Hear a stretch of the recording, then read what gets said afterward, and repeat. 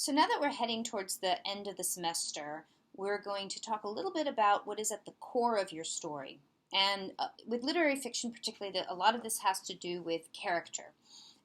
We've discussed how character desire is at the root of plot. In other words, understanding what your character, particularly your main character, wants and what is standing in his or her way is going to direct you as you navigate a plot for your story. Now, for our stories, we're not necessarily finishing them. You can if you'd like, and please do in your portfolio indicate that you have a complete short story if that is indeed what you're turning into me.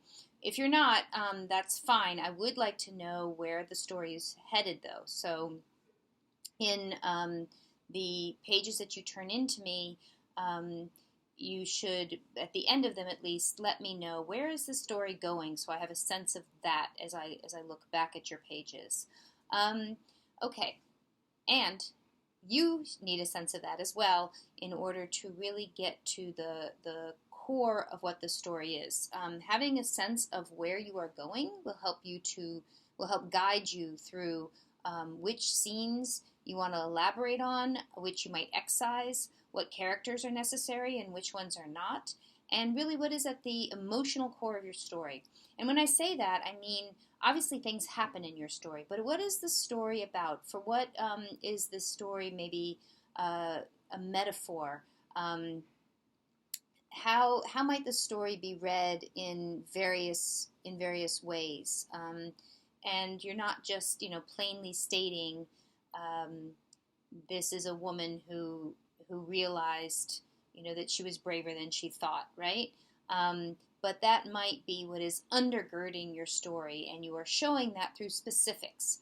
And again, I want to get back to that word specifics. I do see sometimes in process narratives things like, oh, I want to leave it up to the reader's imagination, and so I left it as general as possible. But ironically, for any kind of creative writing, and actually this goes for essay writing too, the more specific you are in terms of details, the more the reader actually can imagine, okay? Because that is kind of the work of the writer, right?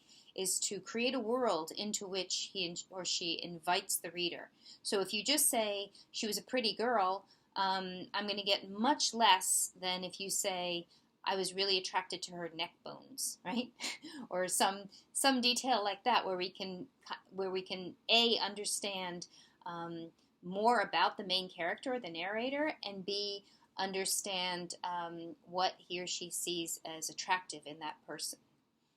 So details are extremely important. I'm going to keep coming back to that every time I respond to your stories, is really looking to see, through those details, that's where we're getting the voice of the character. We are getting that world painted for us. And again, remembering setting, that all your characters are moving and existing in a space, and that you need to use that space, right? So if they're sitting at a table in a restaurant, what does the chair look like? Is it a booth? Is it a vinyl booth? Is it a beautiful velvet chair for in a very fancy restaurant? So these specifics are going to give us much more about who these characters are, where they find themselves, than if you just sort of told us. Telling us this is a very rich family is one thing, but actually just giving us some of their furniture would probably give us a good indication of really where along those wealth lines they lie. Okay, so just looking at my notes here, the specifics are definitely very important. And then what is the core of the story? And that language might sound kind of odd to you.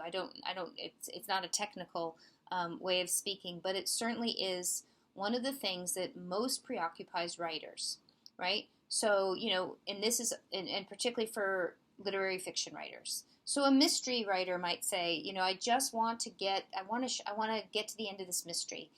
We uncover who did it, and that's the satisfaction for the reader. A romance writer might say, I just have to bring these people together in a way that's meaningful, and that's the satisfaction for the reader. A science fiction writer might say, oh, we're going to uncover this new and incredible world, and that is going to be the satisfaction for the reader. So every time you're writing, and this is for any genre, including nonfiction, you're creating a contract with your reader, and you are raising certain dramatic questions. And I think I've mentioned this before, and those questions need to be answered by the end of the story. If they're not answered, no matter how beautifully drawn your characters are, no matter how good your setting is, it does not a story make, okay? So, in other words, part of what creates a story is setting up those dramatic questions and then answering them. Foreshadowing certain events and then bringing them back in towards the end to give them the sort of meaning, to imbue them with the significance that they deserve, and that you're trying to create in the story. And all of that has to do with what is at the center of your story. What is it you're really writing towards? What is this person going to discover, right? Is this a journey? Does a stranger come to town? Most stories are set up so that it's one or the other to some degree, right? Dressed up in many, many different guises, but that's sort of the traditional type of story that's being told. But then what is discovered by your character is going to vary, obviously, depending on what your concerns are and how you've set this story in motion. So thinking through now, especially once you've done a draft and once you've sort of drafted your ending, and again, you don't necessarily need to go back and and rewrite that ending for the purposes of this class, but you do need to have a sense of that ending. So some sort of draft for yourself of where this story is headed, so that when you go back and tinker with what you are handing in, you know that you are informed by that, right? So in other words, the conversations that these characters have in their dialogue is going to be freighted by that understanding.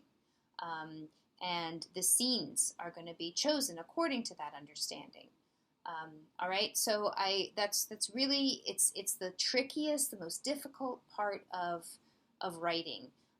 But that's the point in the semester and the point in your work at which you are right now, is to understand for your piece of literary fiction, and again, you are writing literary fiction, what is at the core center of your story, the emotional core of your story. Okay. As always, if you have any questions, please feel free to email me.